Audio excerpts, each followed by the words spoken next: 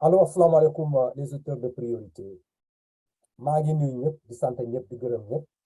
ñu dellu si waat encore ci seen émission hebdomadaire tey ci plateau bi dafa am waxtaan bu ñu leen di indi parce que tout simplement am na actualité bu nekk au niveau du Sénégal moom mooy la disparition de notre imam Ndao mu nekk une actualité bu nekk au niveau du Sénégal. te waxtaan bu ñuy indi tey dafa di waxtaan boo xam ne vraiment ce serait lié par rapport aux situations qui se passent dans les prisons du Sénégal am nañu tey fii sur le plateau benn invité boo xam ne moom il a eu la chance ou bien la malchance ou bien la chance de vivre cet événement au niveau de ces prisons. Donc aujourd'hui moom dinañ ñëw mu defal ñu benn témoignage expliquer ñu comment se passe cette vie incarcérale au niveau du Sénégal. Donc, qui plateau je suis là avec mon frère Pape Sarr, je suis avec mon frère Mamadou Moustapha Diop à la sœur Oumou. L'invité, bon, comment dirais-je là, il a pas le temps de me présenter ou se fait qu'un peu de la table aux auditeurs de priorité, voilà, nous commençons l'émission. Donc, comme d'habitude, nous avons fait, je remettre la parole à Madame Oumou, de présenter aux auditeurs de priorité. Vous parlez Pape Sarr, après Pape Sarr, vous parlez. Moustapha Diène, après ñu daal di jox la parole à Sayer comme ça mu introduire après ñu dugg dans le vif du sujet quoi kon madame ñu jox la kàddu. waaw merci Bakary asalaamaaleykum maa ngi nuyu ñi seetaan ñëpp di leen remercier encore une fois ci seen fidélité di nuyu ñi ma bokkal panel bi yëpp commençons par vous Bakary ñu ngi nuyu bu baax di nuyu le frère Moustapha et le frère Pape Sarr. Vraiment, il nous a manqué la semaine dernière. Ne ko dëgg neexul nag xorom la ci priorité vraiment absence am manqué loon nañu torop di nuyu notre frère Sayer di ko dalal naan ko vraiment welcome ci suñu émission priorité di yëkkati tamit kàddu yi jaal di jaale askanu Sénégal bi yëpp ci imam suñu kilifa bi fi jóge di ko ñaanal yàlla yërëm ko yéega ko ci àjjana firdawsi dina kawe di masawu njabootam merci beaucoup. jërëjëf kilifa Pape. waaw jërëjëf Bakary alhamdulilahi rabil alamin alhamdulilahi hamdan kasiran laa yente sant yàlla suñu borom mi nga xam ne moo ñu may ñu fekkewaat dimanche ci fekke boo xam ne cant lay àndal ndax yàlla may nañu ñu mën a tal émission mën a bokkaat tey ci dimanche yi nga xam ne si émission bi priorité te nga doon ko yow Bakary danañu may ñu waxtaan ak suñu askan waxtaan ci li xew ci penc mi kenn ku nekk mën cee joxe xalaat yal na yàlla dogal liñ fiy waxtaane doon njëriñ ci askan wi waaye mu doon loo xam ne si ñi ñuy dégg ak ñi suivre suñu émission bi danañ ko jëriñoo jërëjëf Bakary nuyu waa plateau bi ñëpp nag ak nuyu suñu gan googu nga xam ne moo ñu fekk si tey jërëjëf. waaw d'accord jërëjëf Pape xam naa Moustapha moom peut-être dafa génn dina ñëwati kon nag ñu jaar sur le frère Sayer Kébé Sayer dama lay demander yow su fekkente comme c'est la première fois ngay adressé aux auditeurs de priorité nga daal di présenté wu comme ça ñu xam kan mooy Sayer balaa ñu dugg ci sujet bi daal kon nag jox nañ la kàddu. waaw asalaamaaleykum maa ngi nuyu auditeurs yëpp di nuyu aussi yéen ñu ma dalal fii Bakary Oumou Pape Sarr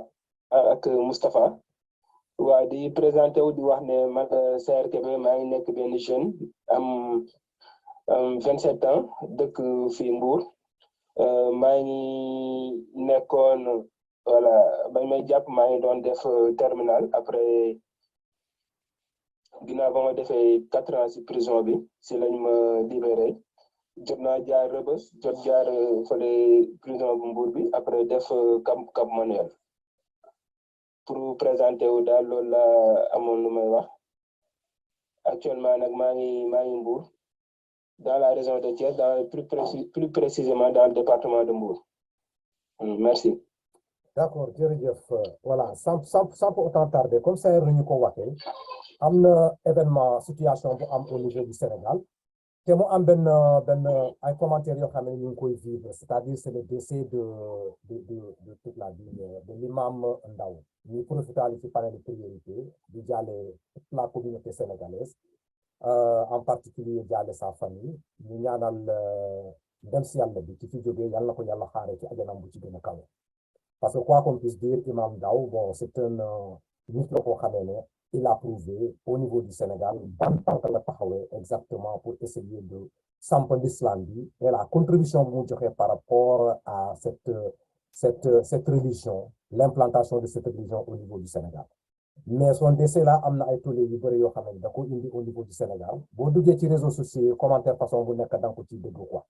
voilà léegi aujourd'hui ñu am la chance là yow aujourd'hui en tant qu'invité nga jël la décision pour ñëw pour essayer de parler ak ñun pour expliquer ñu exactement au niveau des prisons là ce qui se passe là-bas parce que bu ñu seetee au juste le décès de imam am na ñu bëri ñoo xam ne dañ koy lier par rapport à cette condition boo xam ne da ko am au niveau de ces prisons léegi ñu am la chance un frère ñëw fii pour ngir ñu assister éclairer par rapport à cette situation bi fi nekk donc question boobu nag moom la ñuy waxtaanee fii tey dañoo toog ñu déglu la plateau bi frère am nañu ay questions yoo xam dañ la koy poser dañ la koy poser comme ça nga jox ñu des éclaircissements par rapport à ça après ku ci nekk mu def un commentaire par rapport à ça quoi kon nag sa yer sans autant tarder yow dinaa la jox na la tuuti kaddu bi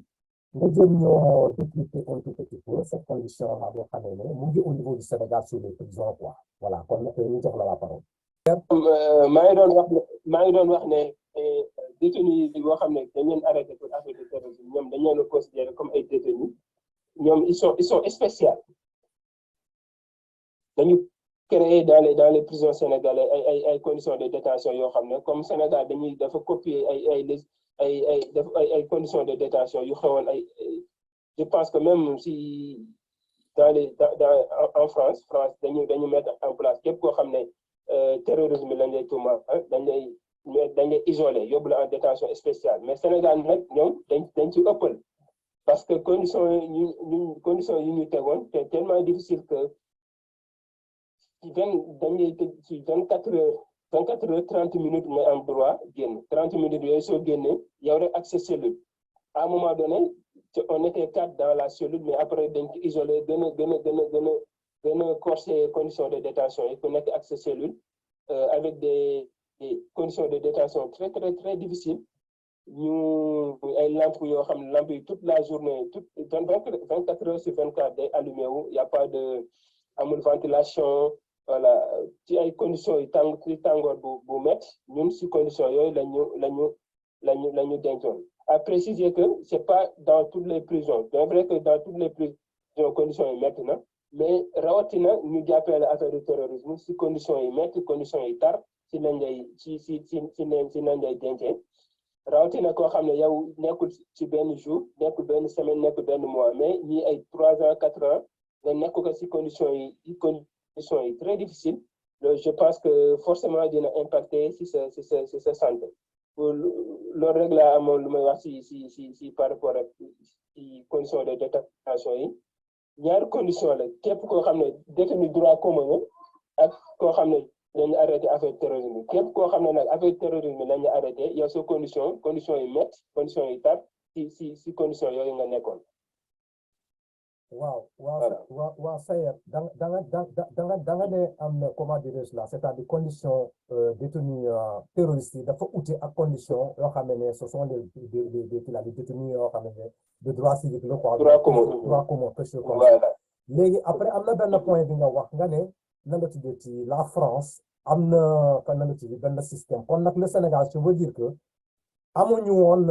genre prison yooyu yi ngay wax au niveau du Sénégal dañu commencé dugg dans le cadre du terrorisme ou bien dafa amoon au Sénégal ces prisons de cette nature là xam mu ngi doon foofu depuis toujours quoi ou bien affaire bu bees la boo xam ne dañu ko créé ne serait-ce que pour le terrorisme quoi ces prisons là. en fait c'est des prisons yoo xam ne di existé woon la. mais après bañ commencé arrêté ay nit si lañ aménagé. defaat def aménagé ay kii defaraat ko. gën a corsé conditions yi nag après pour mun fa denc ñëpp ko nga xam ne affaire terrorisme lañu arrêté woon mais ay prisons yi existé woon na am na ay détenus yu fa nekkoon mais après dañ ko aménagé waat defaraat ko tellement que comme quartier haute sécurité lañ ko tuddee mettre fa toutes les sécurités def fa toutes les sécurités tuddee ko zone voilà quartier spécial sax lañ ko tuddee woon quartier spécial waaw aménager ko def ay waaw léegi condition yooyu yan condition supplémentaire ñoo nekk foofu te mu uti avec les conditions yoo xam ne qui sont les détenus de droit commun quoi yan condition yoo xam ne merci beaucoup waaw dans les prisons sénégalaises su fekkee dañ la arrêté droit commun prisonnier de droit commun da nga am cours de 8h à 18h de 8h à 18h alors que su fekkee avec terrorisme la ñu arrêté sur 24 heures 30 minutes nga si am droit cours 30 minutes en plus aussi su fekkee yow amoo droit passer appel passer au téléphone avec la famille amoo droit détenu droit commun pour les visites ñoom am nañ droit en une semaine am nañ droit 2 jours de visite alors que su fekkee yow ak le cas du terrorisme si mois bi benn yoon nga si am droit visite. ok d'accord voilà kon nag naa taxaw fi pour l'instant bon gars yi yéen a nekk ci plateau bi dégg ngeen li ngeen di wax su fekkente am na koo xam ne am na benn question bu posé par rapport à ce début d'introduction là na posé sa question ma jàll ci kii nan la tuddee la xaaral ma jàll ci Pape Sarr d'abord Pape est-ce que am na question bi ngay posé balaa ñu dugg dans les commentaires quoi l'autre là ça y est. Ben oui, j'aimerais bien savoir que notre invité nous dise qu'est-ce qu'il a amené en prison. Qu'est-ce qu'on lui reproche? Voilà. Et en définitive, est-ce que ce qu'on lui reproche est avéré ou pas? Voilà. Sër dégg nga. waaw man dama nekkoon di def en classe de terminale ñu defoon benn leçon sur la décolonisation au Proche-Orient mooy conflit Israël ak Palestine. Man après bon comme j'étais jeune. am fugu bi j'étais trop sensible si ma gisoon ay bombardement ñu ko doon def si benn ci waa Palestine affaire bi métti woon ma en tant que jeune ma dem sur Facebook def ay commentaires yooyu nag après par la suite de ces commentaires c'est la ñu arrêté yóbbu ma prison ma def fa pendant 4 ans après si lañ ma jugé ne ma appliqué ma seetal ma ne ma laalawu ma si taxewu ma si. waaw mën nga ñëw ma wax ci commentaire boobu lan genre commentaire. waaw commentaire yi dama doon wax dama commentaire yi pour rappel bien vrai que bon dama bindoon ne leen tant que soo leen bàyyiwul Palestine bi ngeen attaqué voilà ay yeneen attaque dinañ attaqué de seen représentation. yeneen dëkk yi ouais. Ok. Moi j'ai une question là. Des menaces c'est des menaces.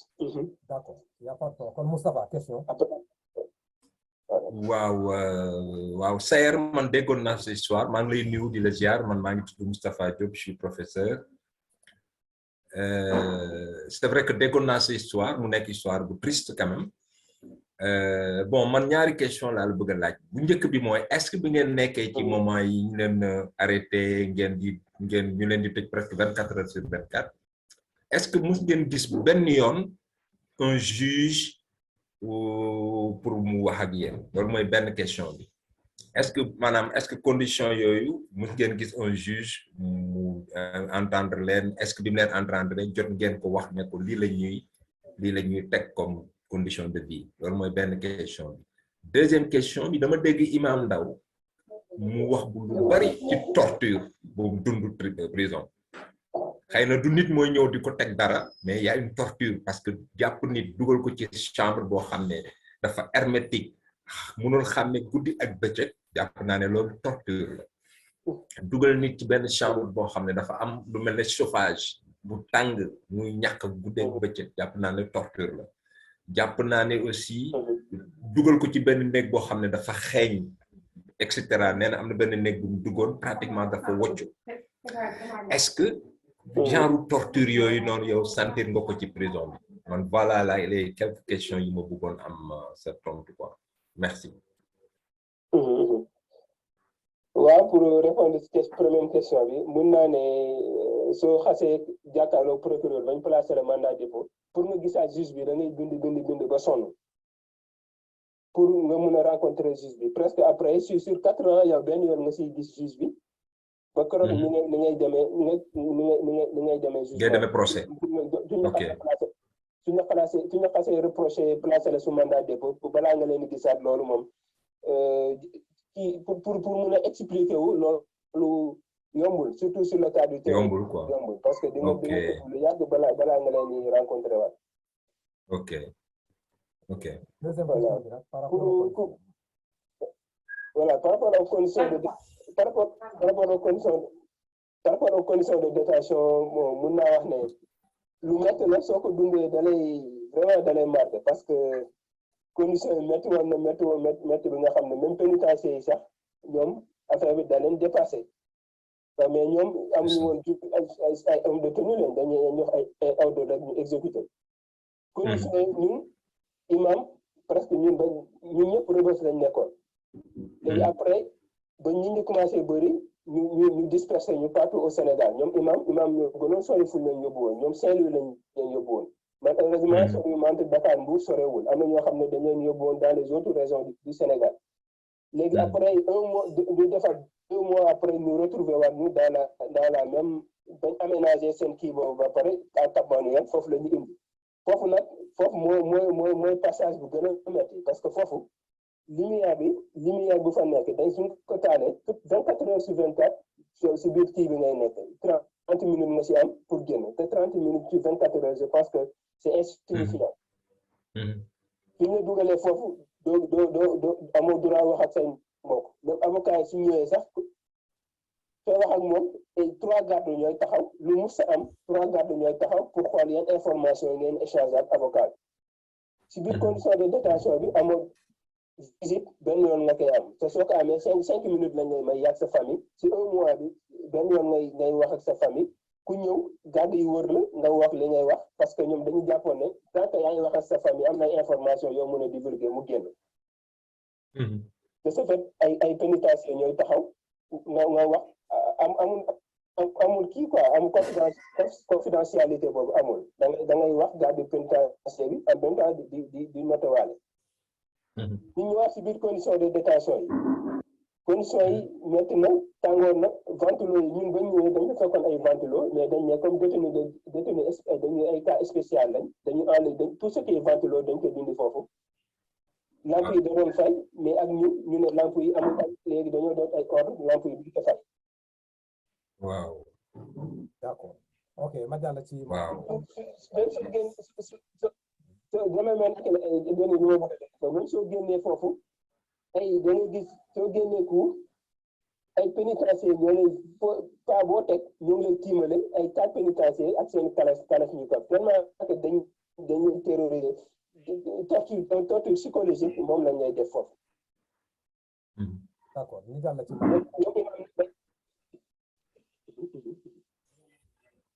waa xaaral ñu jàll ci pour une question. Oui, merci Bakary. Bon, Sayer, xam nañu sa engagement bi nga amoon si la lutte pour la libération de la Palestine. Am na xawma ndax xam ngeen ne Sayer l'année dernière dañ ko fi enlevé woon te bi muy ñu bëri xamuñu ne bi muy dellu si bi jour boobu dafa demoon benn proteste pour la libération de la Palestine bi muy dellu si moo am ñu ko enlevé ñu nekkoon ci benn 4x4 def ko fi ay jëf yu ñaaw yu metti il était même à l'hôpital entré woon na hôpital lu yàgg. Moi je veux savoir le Sayer d'antan très engagé jusqu'à perdre pendant des années sa liberté, est-il toujours le même Sayer par rapport à l'engagement pour la libération de la Palestine? waaw mun naa ne bon ba affaire yi di am en 2015 mun naa boobu xale laa woon amoon naa fukk nekk jeune mais amoo maturité il y a des choses yoo xam ne bon léegi am naa maturité bi am na yoo xam ne mun nga je peux voilà mun naa xeex mun naa mën ay combat sans autant ma la yenn ma tenir yenn discours mais mun naa ne engagement bi ba léegi mu ngi fi mais maturité bi am nga surtout nga dund yenn épreuve bi da ngay changer les moyens de lutte da nga koy changer da ngay gën a am maturité am intelligence bi dafay gën a nekk mais engagement bi daa changé mais c'est voilà maturité bi daal am na fi y a des choses yoo xam ne ñoo ko doon def si ay combats bon dépassé nañ ko daal. D'accord, ok, voilà. Léegi nag question bi. Mun naa la poser question enseignant. Ok, vas-y. Alors, en tant qu'enseignant, il y a quelque chose qui m'intéresse beaucoup bi ñu lay arrêté suma juumul yaa ngi doon def bac. oui. Alors sa njàng nan la mujjee exactement. waaw bañ may arrêté maa ngi doon def terminal mais après def naa 4 ans si biir kaso bi pendant 4 années yi ma fa def yëpp avocat yi déposé nañu demande pour me passer le bac en prison après dafa bañ ne ginnaaw ba ma génne en 2010 ginnaaw ba ma génne 2019 reprendre naa sama étude yi ma am sama bac avec la mention assez bien. macha allah inscrire sama ba le 2 juillet ba le 2 juillet passé si la am sama licence en administration des affaires. Super. maa ngi continuer sama étude. Je suis rassuré en tant qu'enseignant. Voilà. Merci. Voilà, en tant qu'enseignant, vraiment, ça, c'est une satisfaction. Ouais. Malgré toutes ces épreuves-là, tu n'as pas baissé les mains, on continue. Voilà, même en dernière question, là, posée, c'est valable pour tout le monde, quoi. Gars, vous dites que commentaire, quoi. Mais là, est-ce que, c'est-à-dire, nga yóbbu ko en prison, mu vivre ces conditions-là, et tu n'es pas encore sûr que l'inco tout mal, il est coupable ou pas. C'est ça, c'est là où se situe ma question, quoi. Parce que moi, je peux admettre que détenir nit ki ba pare léegi nag boo ko jugé ba pare après nag nga inculpé ko yoon daanu ci kaw nga daal di ko yóbbu dans ces conditions mën naa comprendre tout quoi mais su fekkente on doit vivre ces conditions là pare après nga dem ñu jugé la on t'acquitte là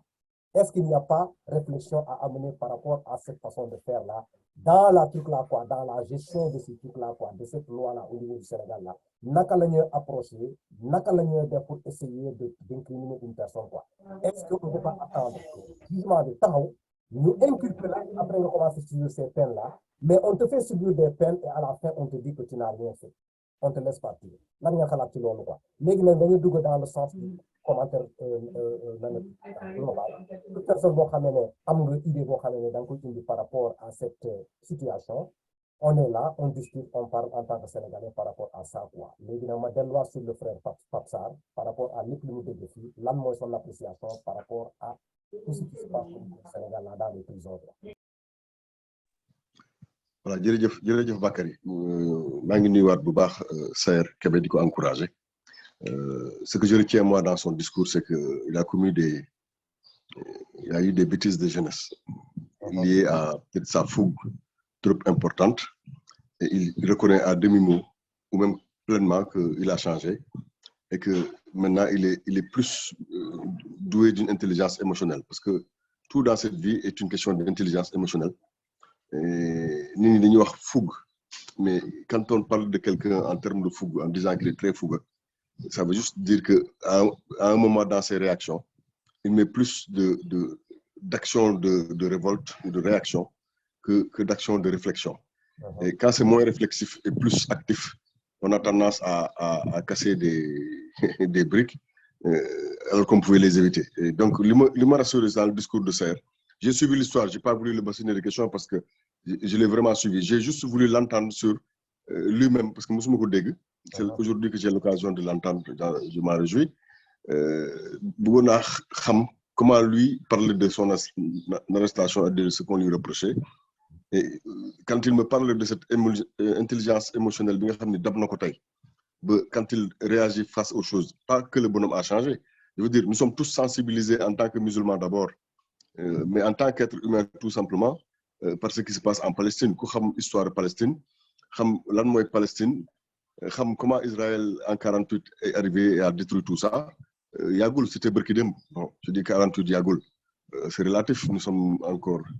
plus jeunes que 48, mais dama laa bëgg wax ne Israël bërki démb la, alors que si tu prends n'importe quelle carte du monde, de l'ère du 17e, du 15e, di nga gis fenn ci carte bi. Même dans les cartes les moins évidentes, di nga gis fenn fu ñu bind Palestine.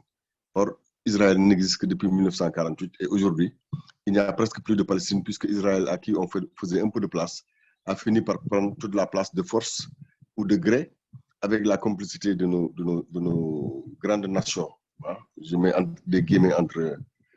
je mets ça entre crochets bien sûr, grandes nations, mais les États-Unis d'Amérique, la plupart des grands pays du monde aujourd'hui ont cautionné cette annexion de la Palestine et ça continue. Donc, on a comprendre que ça puisse toucher la sensibilité d'un jeune homme, surtout que quand on arrive vers terminal, nous sommes tous pareils. Hein. C'est des moments où on est tous un peu, on se croit tous les plus forts du monde. Voilà ce que je veux dire. Maintenant, il y a un danger quand même dans notre émission que ce que les auditeurs ne fassent pas l'amalgame entre le problème de Saher et l'histoire de l'imam.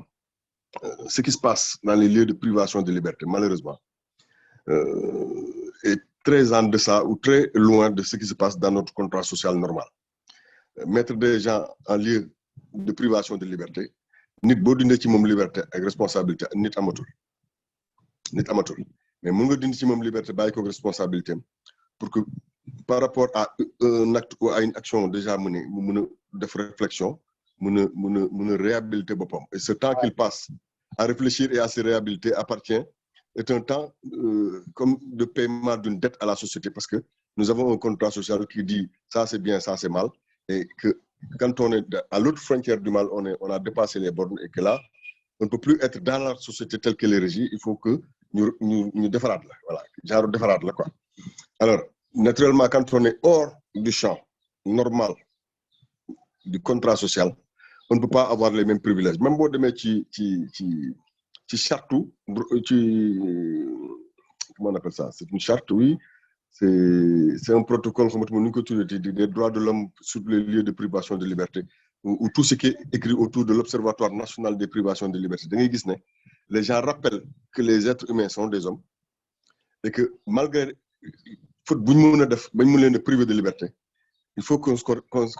se souvienne qu'ils ont des droits humains et que tous les droits humains à la santé, à la famille, à l'enseignement, à l'éducation, que tous ces droits-là, tu vois? Donc, autant que faire se peut, y compris dans des conditions de privation de liberté, il faut que l'on continue de subsister. Maintenant, l'Union d'Aptaï, c'est seulement depuis que les tours des États-Unis ont été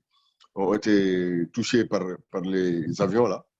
hein, depuis le 11 septembre. C'est vrai que le monde entier a eu un autre regard. C'est-à-dire que, sans le savoir, tous les pays du monde ont acquis et accepté que les États-Unis sont un peu quelque part le centre économique du monde. Donc, c'est un États-Unis, genre le centre du monde, là, ça, il faut une puissance, technologie, tu vois. Malgré tout ça, des gens ont réussi, des terroristes ont réussi à prendre des avions et à aller s'écraser sur des tours jumelles. Donc, à partir de cet instant, on dit que ces gens-là, et tous les pays sous le diktat des États-Unis se sont mis à créer des genres de prisonniers spéciaux à partir des terroristes. Voilà, et vous avez vu ce qui s'est passé après l'attentat là. Ben, les Américains ont attrapé des gens même qui n'ont rien fait. Mais à quel point nous sommes soupçonnés de terrorisme et on sait ce qui s'est passé à Guantanamo. Ouais. C'est hors de proportion, ça sort de tout ce qu'on peut imaginer en termes de droits de l'homme. Les Occidentaux, sans le dire, ont essayé de copier ça en essayant d'être un peu plus humains. Ils l'ont fait eux dans les prisons et ça ne nous a pas épargné. Lolo on dit, quartiers spéciaux, ils ont expliqué les gestions de prison. Et naturellement, c'est vrai que les prisonniers de ce nouveau type, malheureusement, ont plus souffert que les prisonniers de notre type. Il n'y a que chance là, parce que Boy Bidi dit, peut-être que li mu wax man mënoon naa wax lu ko gën a grave sauf que quand on arrive dans des histoires de terrorisme on ne sait plus ndax wax la rek nii d'un gosse isolé qui se fâche. Voilà, ok wala wax la boo xam ne c'est une construction de tout un système qui avertit qu'ils vont aller exploser le consulat des États-Unis par exemple. Ouais. Vous voyez, et à partir de cet instant-là ça devient des choses qui peuvent passer de simples faits de société, un petit fait divers, à quelque chose de très très grave qui vaut à un élève de terminale 4 ans de prison, c'est excessif. Mais 4 ans, c'est le temps qu'il faut dans un pays comme le nôtre, qui est une société, une république encore bananière, où il y a très peu de juges pour s'occuper des affaires, où, je vous le rappelle, nous sommes dans une société où il y a 600 000 fonctionnaires de la fonction publique au Sénégal, y compris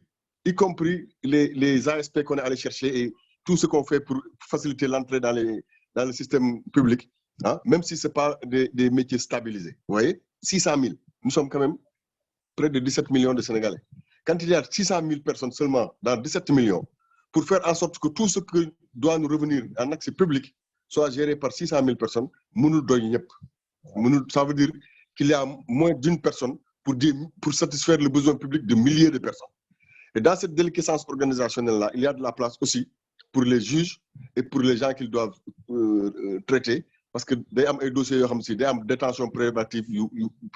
gudd. Et c'est ça qui a fait que tout le monde a été ému par l'histoire de l'imam Ndao. Voilà. Mais l'histoire de l'imam Ndao, je vous le rappelle, est quand même l'histoire d'un imam qui a eu la malchance d'avoir été soit maître coranique, soit confident, soit jàngalekatu xam-xam pour des gens qui, eux, réellement sont des terroristes. Eh bien, quand une personne, par malheur, est rejoint par plusieurs personnes yu ñuy topp ñoom ñëpp mu nekk seen dénominateur commun, il y a de fortes chances que li dal ñële dal ko lii moo dal imam Ndao yàlla na yàlla yërëm ko te yéexe ñu. Et les gens au Sénégal sont des coutumiers des amalgames, on en a dit tout et n'importe quoi. Voilà, loolu laa ci bëggoon a wax ne yàlla na yàlla defar Sénégal mais yàlla na yàlla di may nit ñi ñu am recul yu du mën a ubbeeku. Cela dit,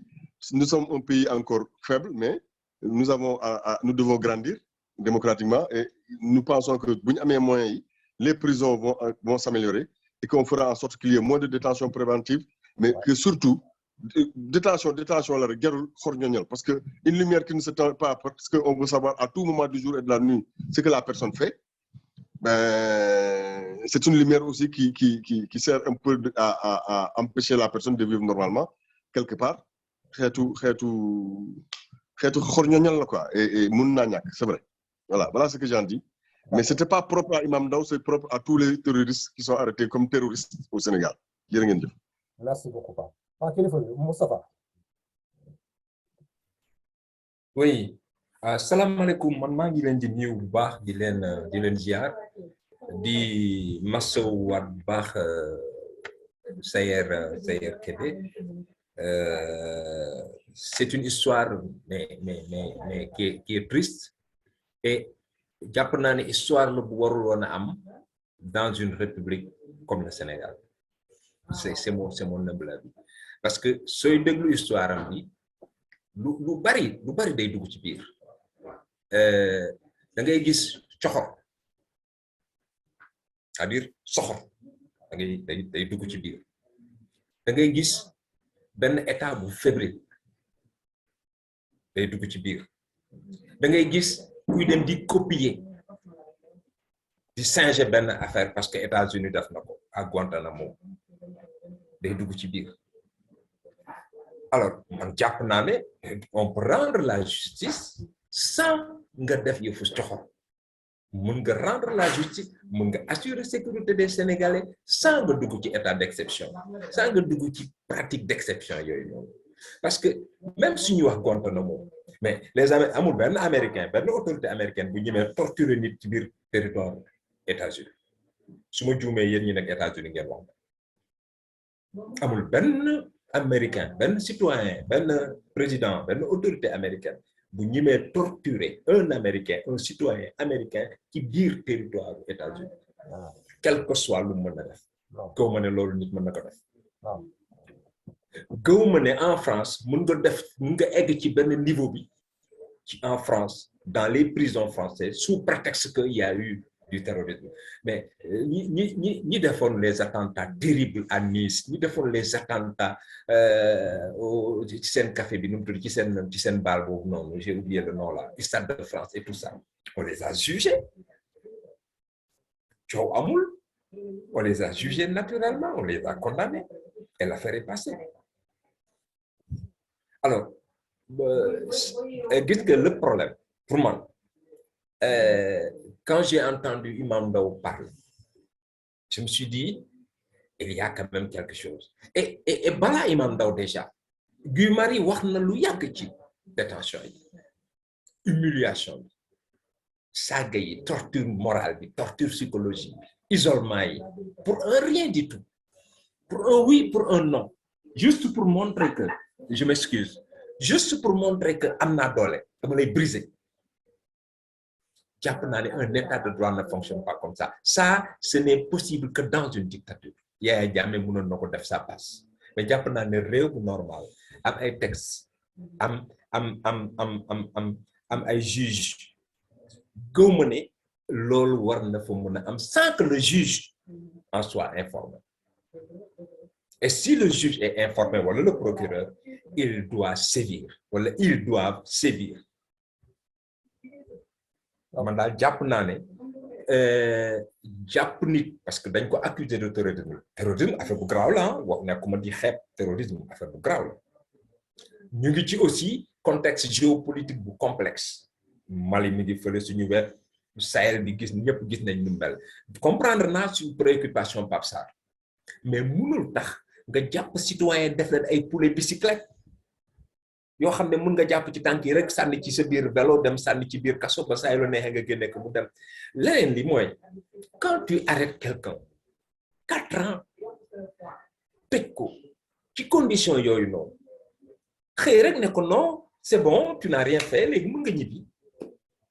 non Pape Sarr loolu yomb na de en fait je ne le dis pas pour toi personnellement je dis ñun Sénégalais yëpp parce que ku nekk mën na tourner ñëw sa kaw ku nekk affaire bi mën na tourner ñëw sa kaw jàpp naa ne loolu c'est beaucoup trop facile pour que nit ñu jàpp ko pendant 4 ans ben defoo dara léegi tu peux rentrer chez toi comme Imam Ndao mais commence par le commencement li nga mujjee commencé ko yow jàpp nga nit xamagoo ndax def na wala deful mais defal ndànk mettre ko dans les conditions jëlal le temps pour voir nos policiers sont très bons pour faire des enquêtes pour faire des investigations pour faire le link pour faire le point nga xam ne kii dafa def te même kooku bu defee jàpp naa ne waroo ko teg condition yooyu du teg nit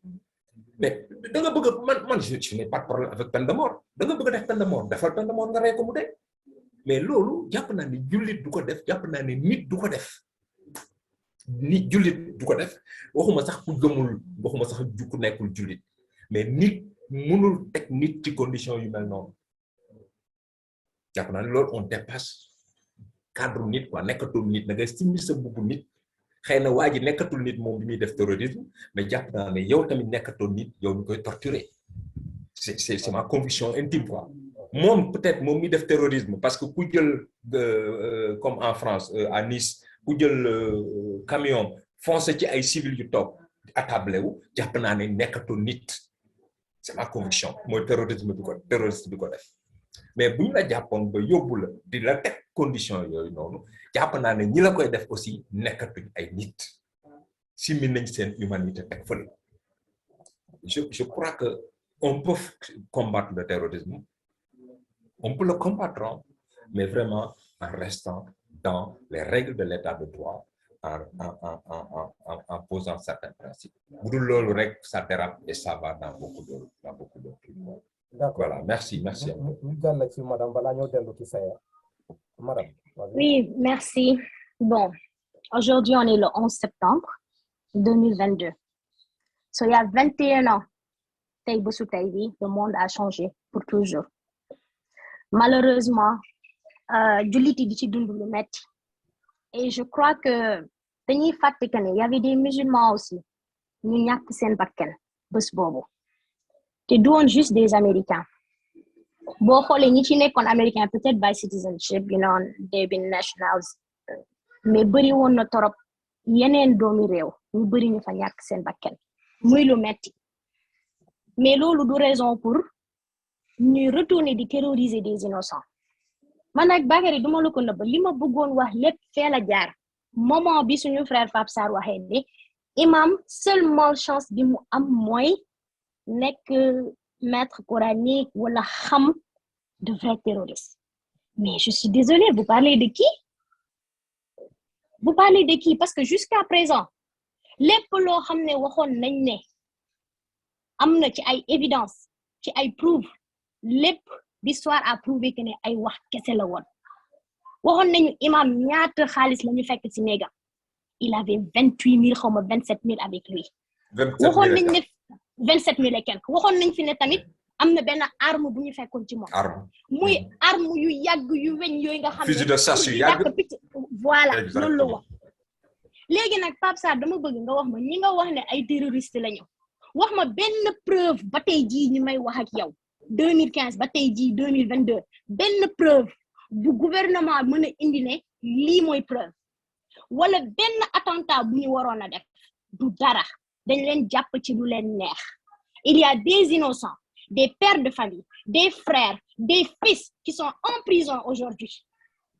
C'est pas juste Sayer. Imam Ndao dem na si néegu dëgg ba tey moo ngi si dëgg ñun ñoo ngi si fen lim fi wax yëpp bàyyi ñoo ngi ko jàpp tey on a un jeune comme Sayer. Il y a d'autres qui ont été libérés yoo xam ne ñoo ngi taxaw nañ ci média yi wax nañu témoigner nañu li am mais il y a d'autres frères qui sont en prison ku mel ni Ibrahima Ba, Mohamed Ndiaye, un père de famille ah ñu bàyyi ko kaso papam feebar yaayam feebar soxnaam sonn ak njabootam ku mel ni Lamine Coulibaly, Abdul Aziz Dia, Omar Yafa,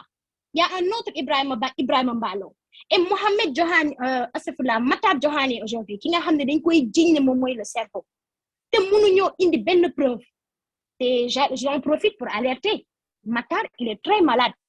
te jamono ji dañ koy tere bàyyiwuñu ko benn yoon mu gis médecin alors que loolu droit wam la 4 mois nga yor benn prisonnier mu feebar te nanguwoo mu gis médecin loolu ci Sénégal kese la amuñu benn raison la façon dont ils ont traité ces gens-là yàq seen vie ah dugal leen prison te mënuñoo indil Sénégalais benn preuve wax ni ñii lii lañ def wala kat dañ doon préparer tel attentat te je veux même pas politiser ça mais il faut ma indi benn exemple en 2002 je crois il y avait un Mauritanien Mohamed Ould Salhi je crois noonu la santoon mu jógee Canada wàcc aéroport Dakar ils l'ont arrêté parce que États-Unis ñoo bëggoon ñu arrêté ko pour interroger ko jamono suñu maam Ablaye Wade la woon mais dañ ko interroger mu ne leen carrément bàyyi leen ko na ñibbi Mauritanie moom jàpp ko da ko bàyyi mu dem Mauritanie parce que biñ ko interroger xam nañ ne kii kat mënuñu koo téye ci dara ba mu àggee Mauritanie à la demande des États-Unis ñu rapatrier ko yóbbu ko biñ ko yóbbu téye nañ ko Guantanamo Bay 14 ans xaw ma 12 ans fu mu mujj libéré nañ ko deful dara amul benn preuve il a souffert en ce moment dafa porter plainte gouvernement Canada est-ce que xam nga si lan lañ ko jàppee woon seulement parce que moom ak benn kenn ku ñu accusé woon mais peut-être dafa bëggoon a def benn attentat ci aéroport Los Angeles bi je sais pas un certain Richam ñu douté rek parce que woo na ko téléphone ñoom ñaar ñoo bokkoon juma mu woo ko téléphone ne ko dama bëgg ci juma ji lañ xamante foofu lañ doon jullee ndekete commencé nañu képp koo xam ne yaa ngi ci juma ba kuy wax ak waa ji rek ñoom yaa ngi sur écoute mu woo ko ne ko yéen seen thé Mauritanie bi dafa neex torop dama bëgg naan si ataaya mu ne ko il faut amener du sucre ñu ne sucre ça veut dire explosif mais dans quel monde on est il faut amener du sucre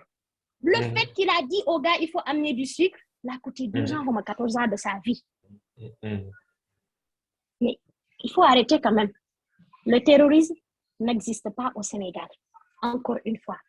je suis vraiment déçue di dégg benn Sénégalais buy wax loolu et je respecte votre opinion je respecte et je respecte votre opinion mais quand même suñu demee tey bay jiñ doomu aadama tant jullit ak moromu jullitam yaakaar naa ne lépp loo xam ne rek war nañ ko wax dafa war a fekk mu nekk lu ñu leer mënuma la ubbil kaamin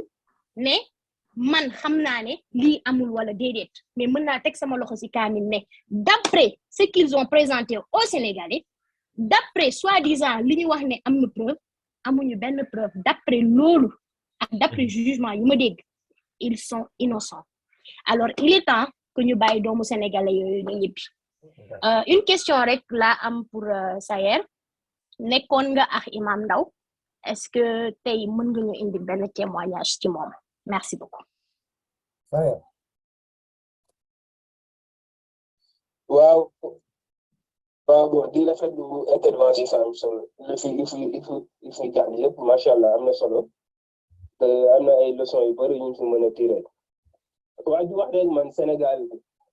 lu ko dugaloon ci affaire la lutte contre le terrorisme sur le plan international ak sous-régional parce que affaire de tout tourne autour du financement parce que financement buñ déggoon ñoo ngi koy sur le plan international ñoo ngi koy jox état yi Sénégal nag moom bëgg créer ay terroristes boppam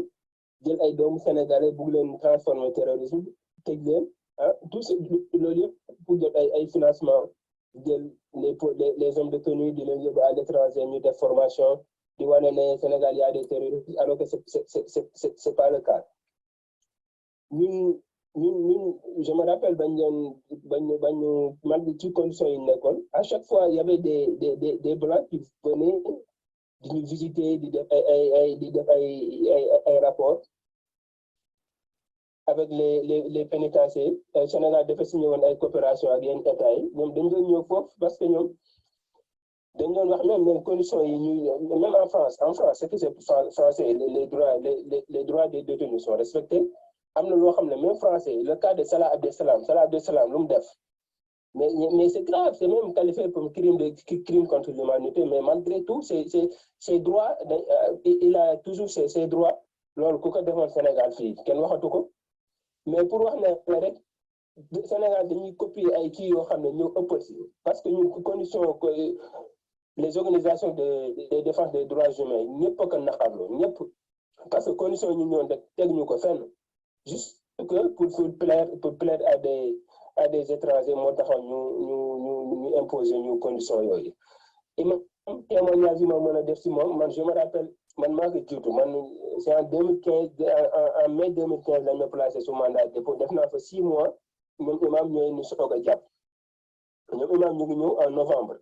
ba ñëwee Rebeuss lañ leen placé sous mandat de dépôt maag imam def nañ bokk nañ chambre pendant une semaine avant ñu koy yóbbu fële Saint-Louis mais imam mooy nekk nit bi nga xam ne yàlla na ko yàlla yërëm man c'est très rare jamono yi nga gis façon nit bu mel ni imam koo xam ne dafay générosité bu nekk si moom patience bu nekk si moom résilience bu nekk si moom ñun il nous arrivait comme on était jeune parfois ñu péter les plombs parce que condition yi nekk na voilà situation bi mooy loolu imam muy doon delluwaat ñu xam ne ñu xamal ne lii nattu la ak lu mu munti metti dina jeex vraiment duñu tegaat si yoon parfois ñu doon am ak jàppante ak garde yi mais tout cela imam moo taxoon vraiment situation bi dégénéré woon mais malgré conditions yi ñu ko tegoon yëpp moom amoon na benn esprit de dépassement bi nga xam ne lépp dafa teg ko si loxo yàlla maa ngi fàttaliku lu gën a waral isolement bi imam jour ba mu ñëwee waaw bañ ko jàppee defoon na bruit mu ñëw détenu ku nekk jël ca ñoom soo ko fekkoon da ngay ne imam mi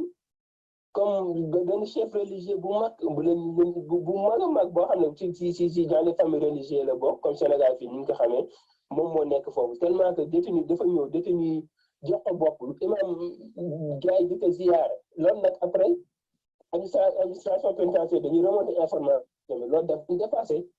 imam bi ñëwee ñoom dañu foogoon ne voilà imam d'après caricature yi ñu ko doon def waaye dafa contre des tel ci alors que ba mu ñëwee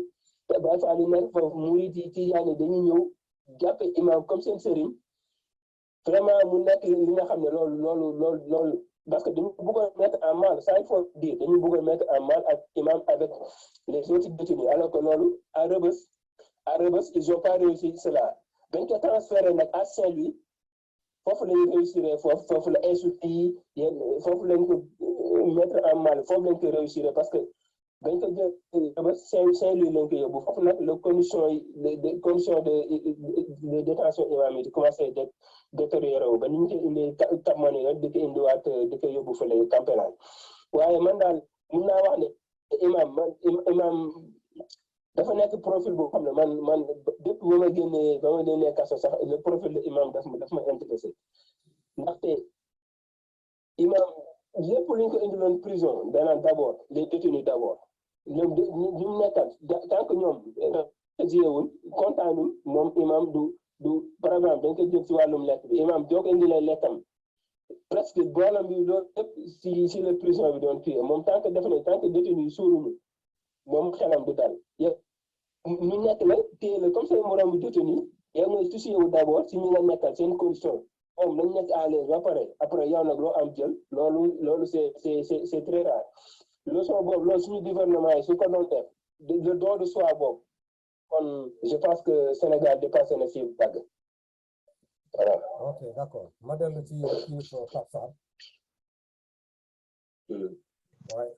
Oui, merci Bakary. Vous savez, dans ce débat-là, il faut qu'on arrive à contenir les émotions d'abord. Parce que, vous savez, quand on doit analyser un fait, on ne peut pas l'analyser sous l'angle de l'émotion parce que sinon, on ne fait que dire ces émotions. Et dire ces émotions, surtout quand c'est un peu de politique, ça vous ramène à ce que Oumou dit. Oumou dit, il y a quand même gouvernement et qu'on doit sanctionner un État ou un gouvernement. On analyse des faits. Je ne fais que rester dans l'analyse. Désolé Moustapha, mais je ne suis que dans l'analyse pure et simple et pas dans les émotions. J'analyse un fait. On analyse des lieux de privation de liberté et ce qui s'y passe. Parce que c'est de ça qu'il s'agit. Il s'agit juste de voir dans quelles conditions nos détenus, y compris terroristes, ou censés l'être, sont gérés dans nos prisons. C'est de ça qu'on parle.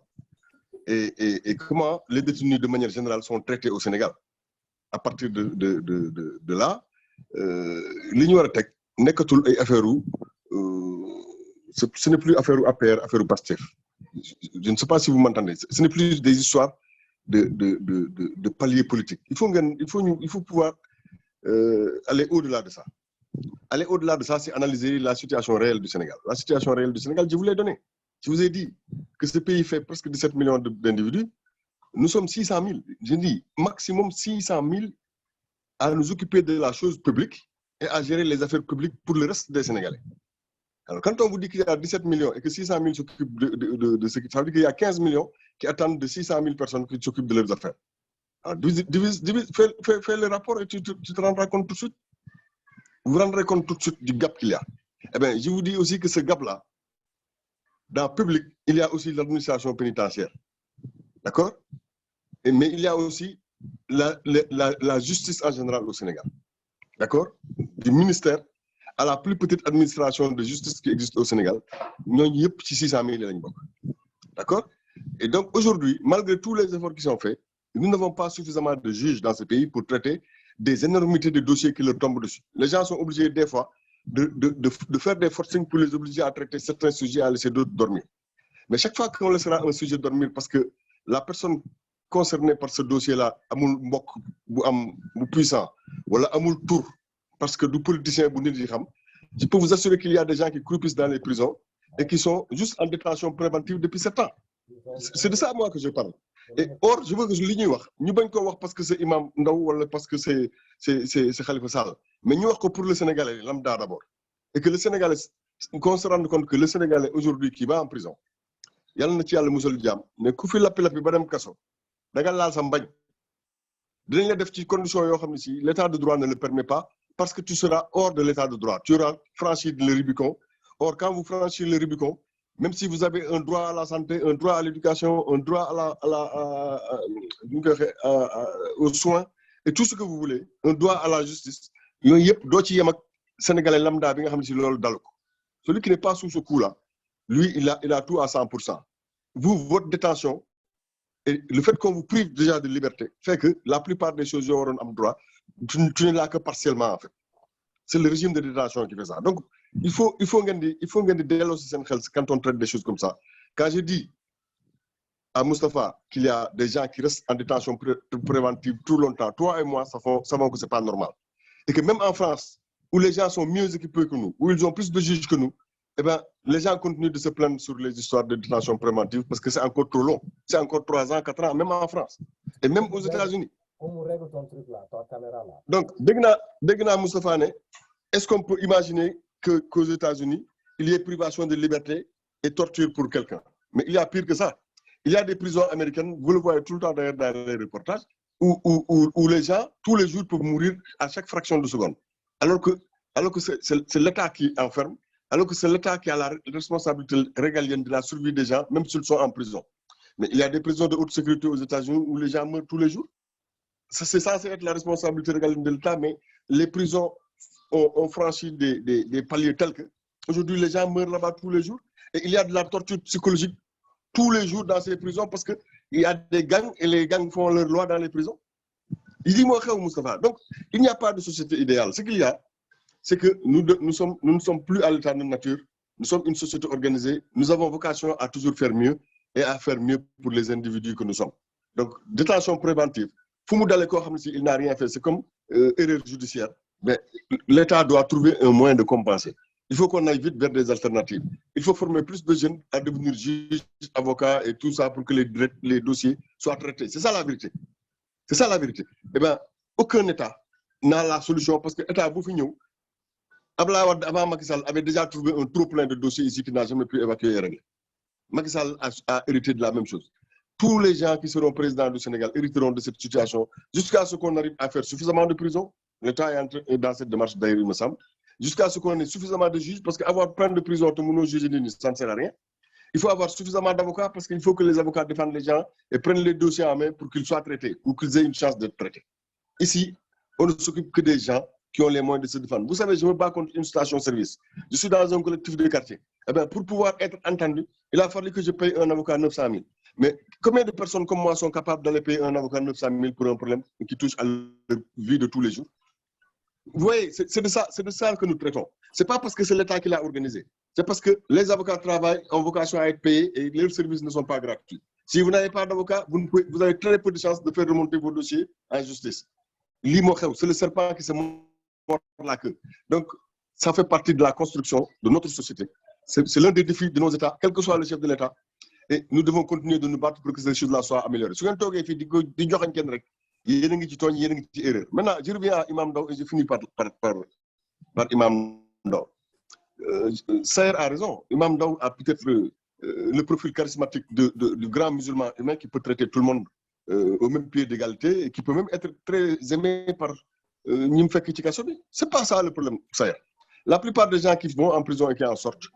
c'est des moments forts qui vous marquent toute une vie et qui vous marquent jusqu'à la tombe. Donc, vous vous souvenez des moments de perte de contrôle où quelqu'un vous a tapé sur le dos et vous a aidé à tenir le coup. Donc, sous ce rapport-là, on a comprendre qu'il y a une idéalisation de Imam Ndao. Mais ce que je dis est encore vrai. L'action judiciaire s'est éteinte à partir de l'instant où l'Imam Ndao est sous terre. Yalla nako yalla yeureum, yalla nako yalla djegal, yalla nako yalla xaral. Lolu la wax. Mais dama ne, il y a eu quand même une action judiciaire contre cet imam, malheureusement. Et bibi muy dé ni affaire am jeexul won dé moko jeexal ci mom. Maintenant, Oumou ne peut pas venir ici nous dire que tous ces gens qui sont en prison et qui ont été arrêtés en même temps que Imam Ndao, et même avant lui, parce que moi, il n'a été arrêté que quand quelques-uns parmi eux ont été arrêtés. Ces gens-là ont été suivis depuis longtemps, par Interpol d'abord, et pas que par l'État du Sénégal. C'est des gens qui ont été signalés comme des djihadistes. Et ils ont été signalés à partir du jour où ils ont mis les pieds dans un camp de djihadistes. Vous ne pouvez pas, parce que vous êtes dans vos aises et dans votre confort de chez vous, madame, venir dire que tout le monde est innocent. Vous êtes qui pour dire ça? Les choses qui touchent au terrorisme, que ce soit aux États-Unis, en France ou au Sénégal, sont des choses qui sont d'abord confidentielles à la base. C'est couvert du sceau de la plus haute confidentialité. Pourquoi? Parce que le terrorisme par excellence est une action internationale organisée. Donc, l'OTIDEF, tu le fais en catimini, mais tu le fais dans les plus grands des secrets. Les informations dont l'État dispose pour pouvoir aller chercher, Makhtar Diokhane Teyeko, Yo Oumoul, tu es trop petite pour le savoir. Donc, tu ne peux pas être là-bas dans le confort de ton salon et venir dire il n'a rien fait. Abdoulba, il n'a rien fait. Diou, ils n'ont rien fait. Il faut qu'on les libère. Ce n'est pas vrai. S'il n'y a pas un faisceau d'indices concordants qui conduisent quelqu'un à être entendu et à être appréhendé et emprisonné, nous ne sommes pas dans une dictature, c'est faux. Vous dites que l'État du Sénégal est un État où il n'y a pas de terroristes, mais où il y a de la dictature. Eh bien, moi, je vous dis le contraire. Je dis qu'il y a beaucoup de Sénégalais terroristes, ou beaucoup de terroristes d'origine sénégalaise, y compris en France, en Afghanistan, en Libye, et même dans tous les camps où il y a des djihadistes, vous avez de la chance de trouver un Sénégalais là-bas, d'origine. Personnellement, moi, je suis un étudiant qui est en Lyon, je suis je ne sais même pas si je ne fais pas, c'est pas dangereux pour moi de dire ces choses-là, mais vous voyez, non, mais c'est vrai ce que je dis. C'est-à-dire que même en parler et dire n'importe quoi, peut t'amener à être entendu parce que les gens veulent savoir. Parce que les gens sont en permanence en train de chercher des canevas et des ramifications pour savoir comment ça fonctionne. Eh bien, le terrorisme est bien là dans notre territoire sous-régional. Et il a fini de créer la merde au Burkina, au Cameroun, au Mali, Et si on ne fait pas attention, il viendra au Sénégal. Les djihadistes de AQMI sont bien en Mauritanie et dans la sous-région. N'allez pas dire n'importe quoi. C'est des choses dangereuses sur lesquelles il vaut mieux qu'on reste soudés au lieu de nous. Nous avons un État conscient qui surveille ça et qui sait exactement ce qu'il fait. Donc, mais le Sénégal n'est pour le plaisir de les affermer. Voilà ce que je voulais dire et dire qu'il faut faire attention à ces choses-là. Il faut surtout, loi de wax mu xam ko. Gis nga luma wax ni ne xamone na ben nit buma jangandol Lyon. Nangam. Lors rek mën nañ ma wo suba dig ni ma pourquoi ki nga wax kan la nan la tudd ak fan la nek. Voilà. Et c'est ça qui a amené le boy Kebela en prison. Parce que du haut de ses émotions, il a osé déterminer que il y aura une vengeance et que la vengeance s'abattra sur les Américains. Et sur tous les symboles des Occidentaux sur le territoire national. Mais si on voit que les gars, parce que dañ nan waxoo ko pour wax am na foo ko teg. Yàlla na ci Yàlla musal jàmm. Ce qu'il faut, c'est faire en sorte de ne pas se retrouver dans ces situations-là, parce qu'on a vite fait de sombrer. Bon, si on a fait du terrorisme à l'ère où nous vivons là, septembre 11 États-Unis, lu mu gàtt gars dinañ ko defal date anniversaire te dina am ay nit yu réfléchir. CIA dina ci xalaat keneen ak keneen dina kon ba léegi ñi ngi continuer di xalaat FBI et tout le Bataclan. Et quand ils disent ça eux, ils le partagent à l'échelle internationale. Donc ne jouons pas. Nous avons un pays qui va avoir du pétrole et du gaz, qui devient sur le plan stratégique un territoire où il vaut mieux avoir le contrôle. Nous ne pouvons pas jouer à créer de l'instabilité au Sénégal. Respectons d'abord l'État dans sa protection régalienne et dans sa posture. Salam alaikum. Ok, merci beaucoup. On a une question pour Sayer. Sayer, Allô, Sayer? Voilà, donc on a une question que je poser par rapport à l'appel à au frère Abdou Karim et l'autre là, comment on l'appelle encore là? Waaw, le Omar Diagne. Léegi bëgg naa xam lan mooy sa appréciation par rapport à ça quoi. Et c'est lan nga xalaat ci situation boobu quoi, que ces deux gens là soient convoqués. Lan mooy sa appréciation ci loolu? D'accord. Léegi avant may dugg ci question boobu dama bëgg am benn précision bu ma bëgg a def. Gis nga keneen dañu nekk l'État en voulant lutter contre le terrorisme dañuy jël terrorisme banaliser ko. En fait Sénégal une situation boo xam ne l'État en voulant lutter contre le terrorisme dafa jël mot bi banaliser ko de telle sorte que léegi Sénégal fii mot bi amatu fi sens.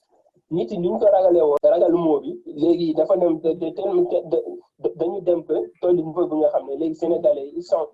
ils s'en foutent de ce mot quoi. Léegi da ngay xool imaginer même xale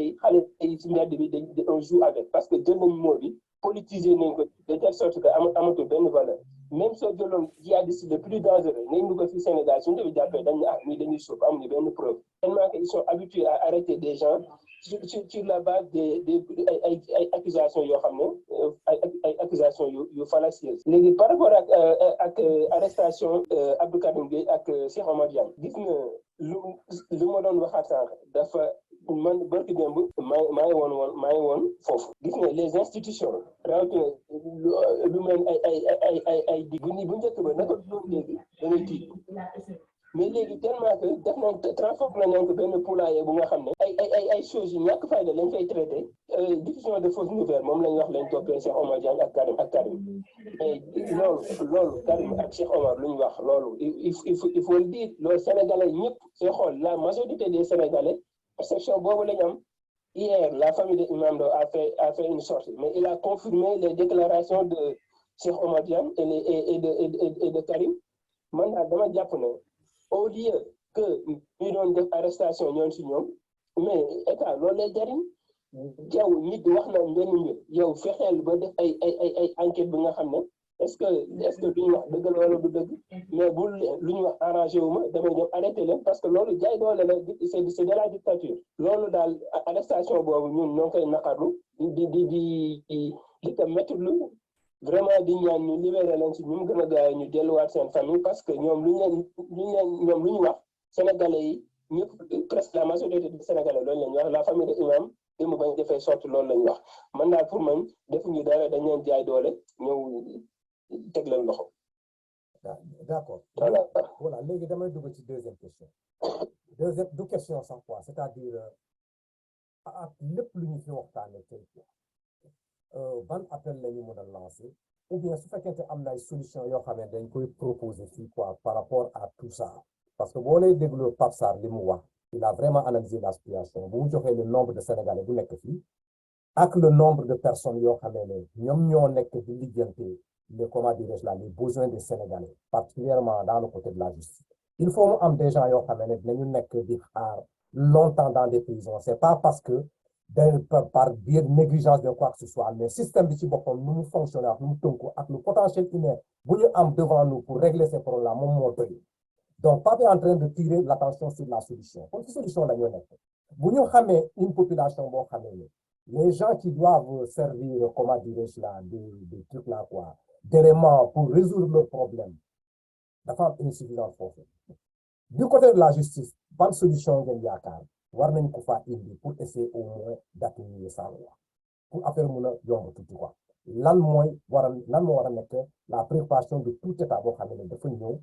devant cette situation là quoi moom mooy question bi quoi léegi nañu dugg ci solution quoi bu fekkente am na koo xam ne ana Moustapha ma jox la parole à Oumou lan nga xalaat par rapport aux solutions xam mën nañ ko indi pour essayer au moins d'atténuer ces conditions yoo xam ne mu ngi dans le milieu incarcéral quoi ma jox la kàddu bi Oumou.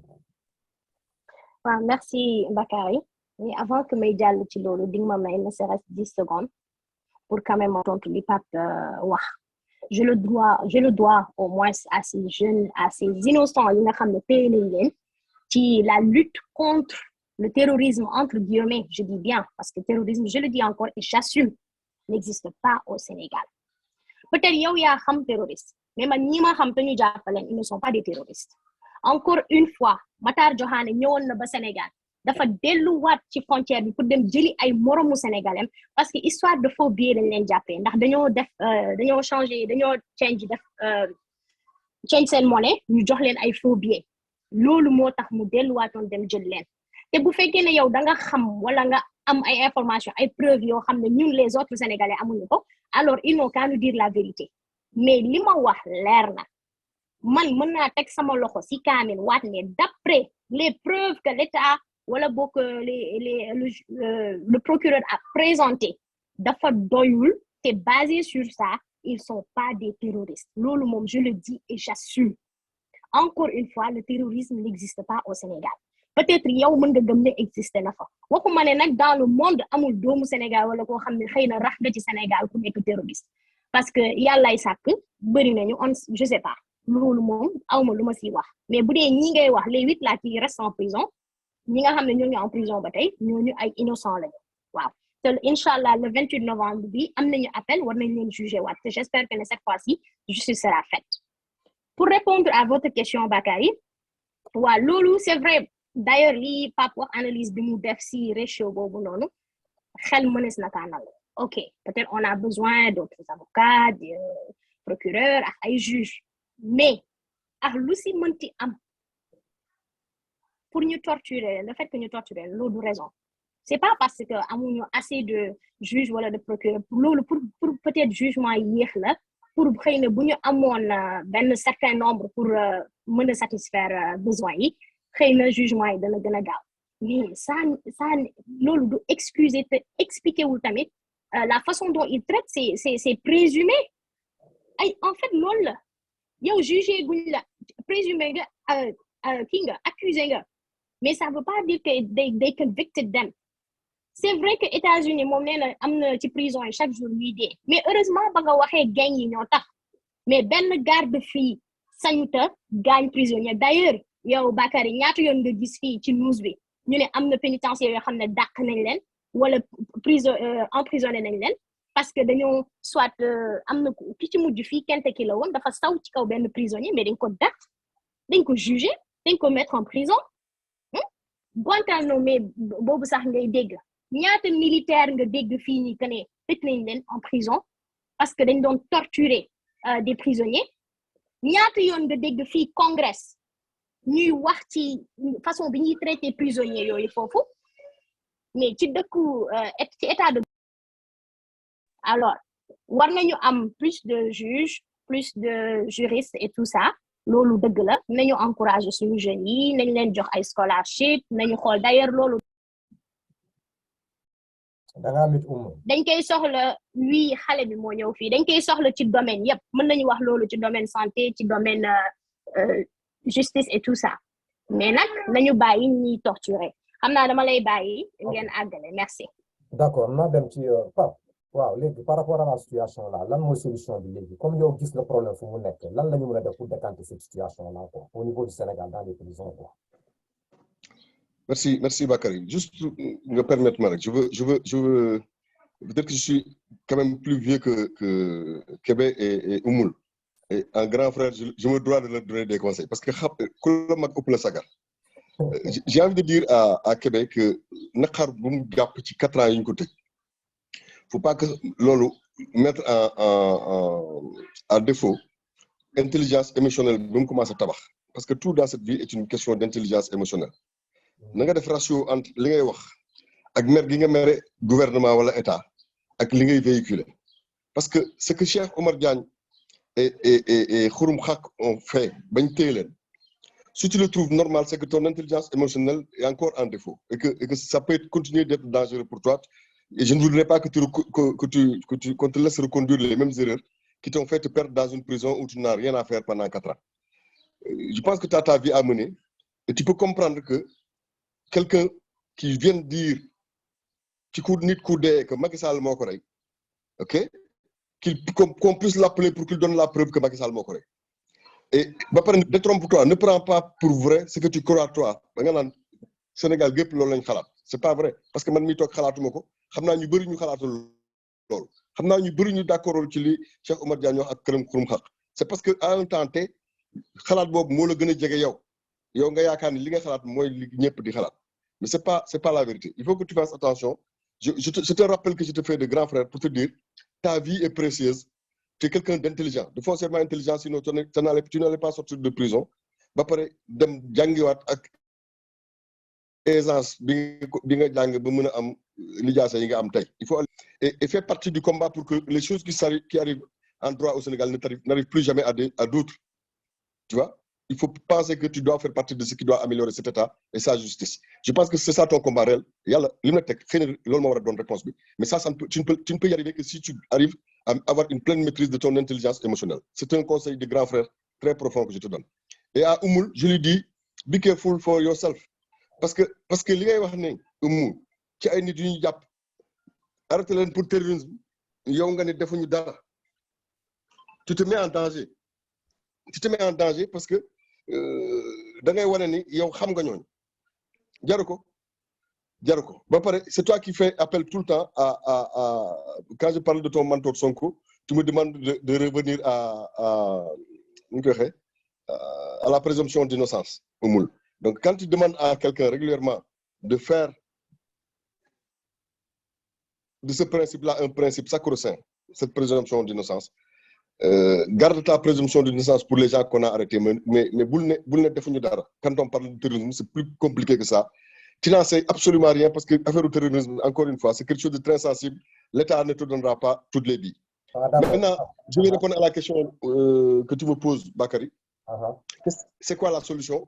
La solution, la première, c'est faire en sorte de travailler sur ce ratio que je viens de te donner.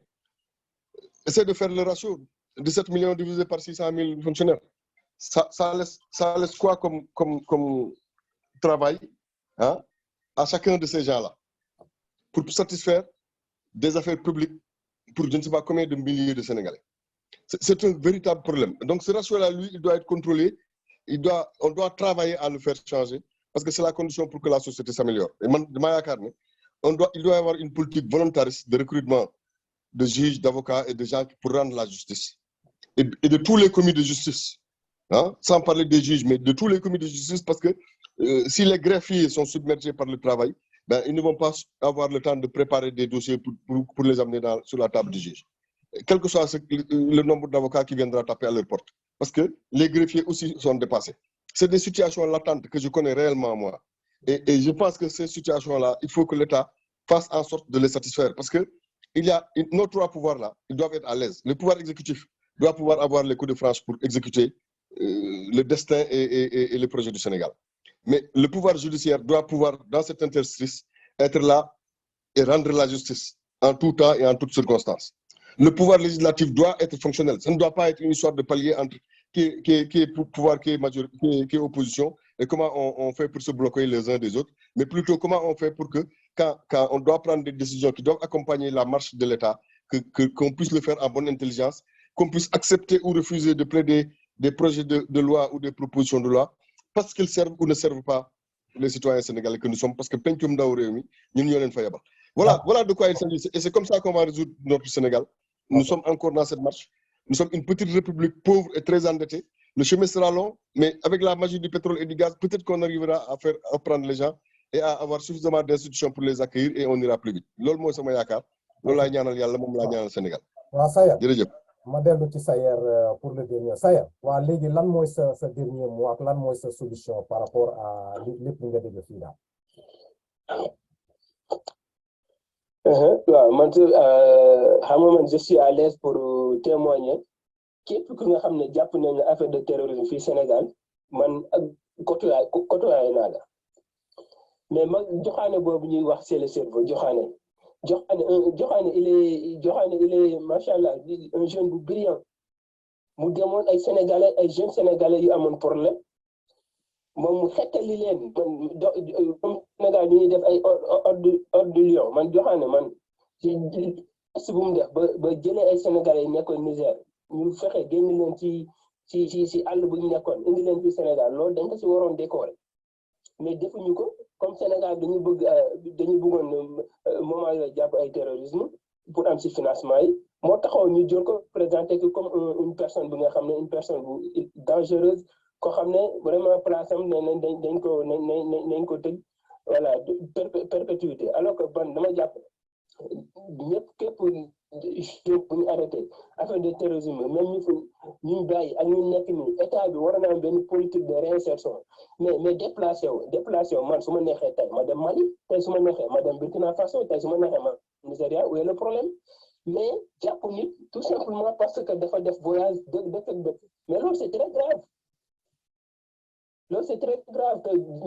actuellement il y a plus de 10 personnes yoo xam ne ñii condamné de 15 à perpétuité leur seul tort mooy c'est que dañuy quitter Sénégal dem si beneen dëkk ñii ne dañuy jàng ñii ne dañuy liggéeyi ñu jàpp leen indiwaat leen Sénégal ñu ne dañuy demoon combattre dans les voilà avec des groupes djihadistes mais loolu c'est faux loolu c'est archi faux man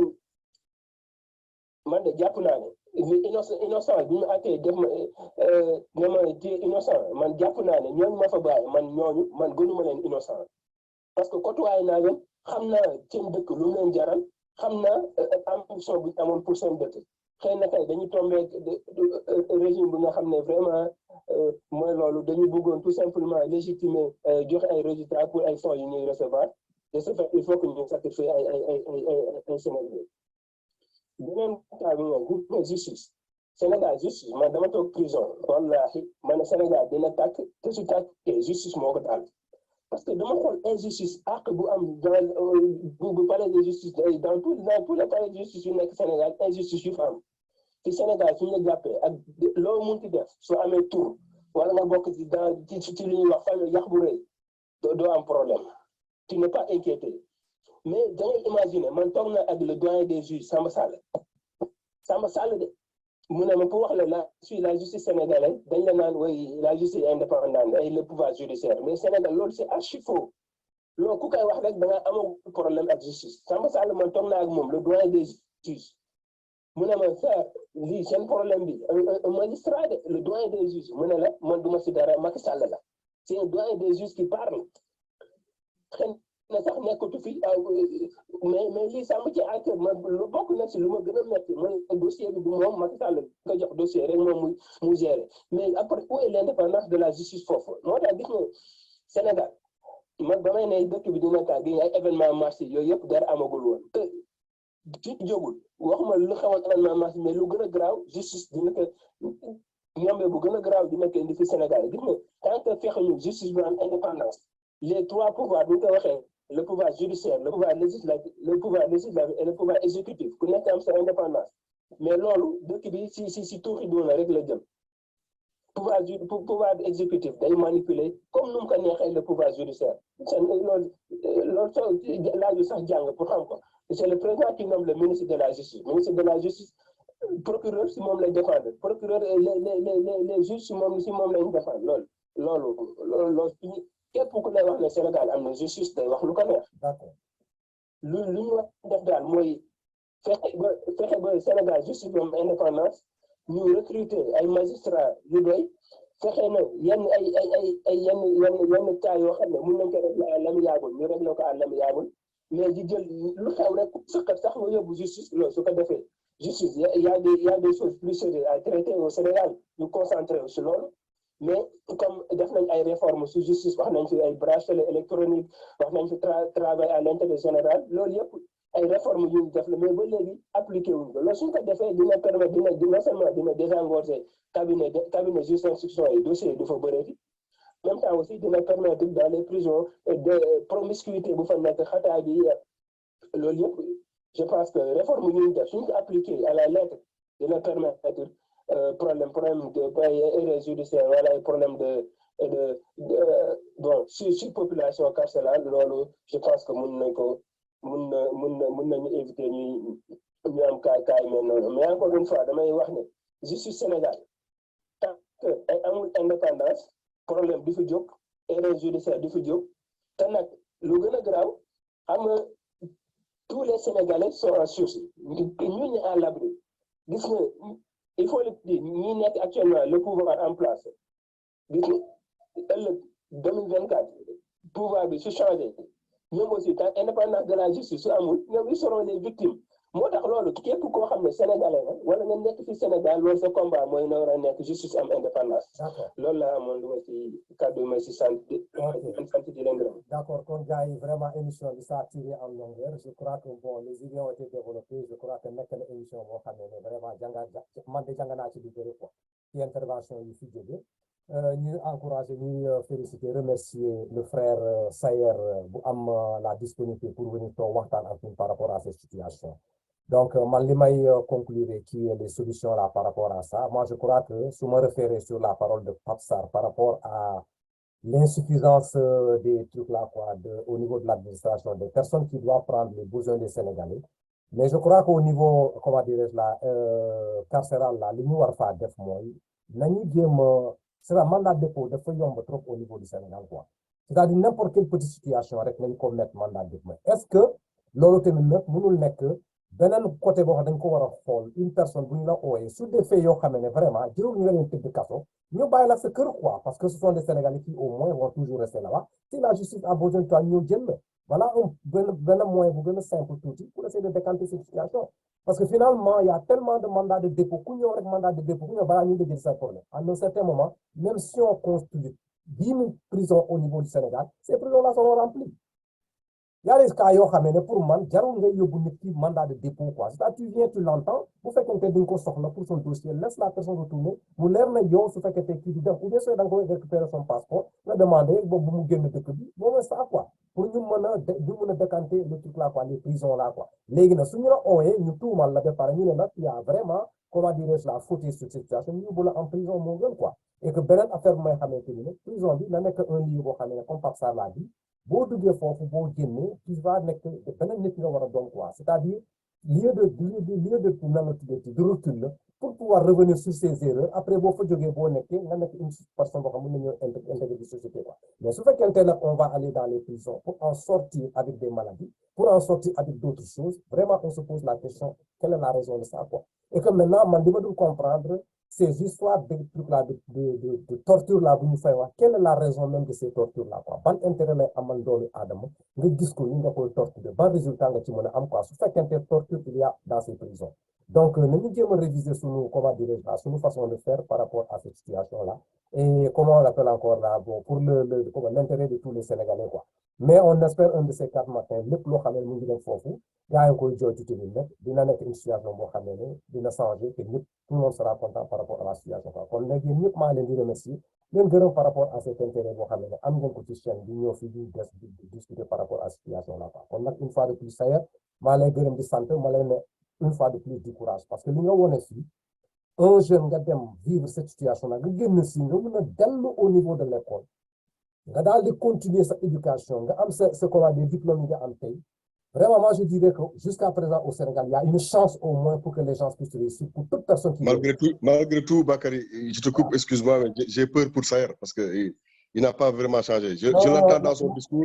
et j'ai peur pour lui quoi vraiment il va falloir qu'il reconsidère son intelligence émotionnelle Bakary mën naa wax s'il te plaît non dañ ko yemale fii s'il te plaît 10 secondes dama la ko ñaan dama la ko ñaan 10 secondes boo xam ne il faut ma tontu ko nee na il a peur pour Sayer nee na man na be careful for myself loolu wax na be careful mais attends oui ma Ahmed Khalifa Niass waxoon na fi ne ils ont tué mon frère dara fekk ko ci sama frère Abdou Karim Xumxa te Karim dafa waroon ñëw tey ci émission tey bi pap ñu jàpp ko jàpp Cheikh Oumar pour moom trop pour yow ak moom waaw dara jàmm ak salaam mais avant ñu may woo nañ la woo yow parce que nee nga xam nga benn terroriste mais nañu woo tam Cheikh Tidiane Gadio parce que moom nee na dañoo naroon a dem bombarder xabru maam li maamu laay yeneen non mais yow xam naa ne kenn du la mos a woo voilà mais yow kenn du la mos a woo ndax Sénégal kumba am ndey kumba amul ndey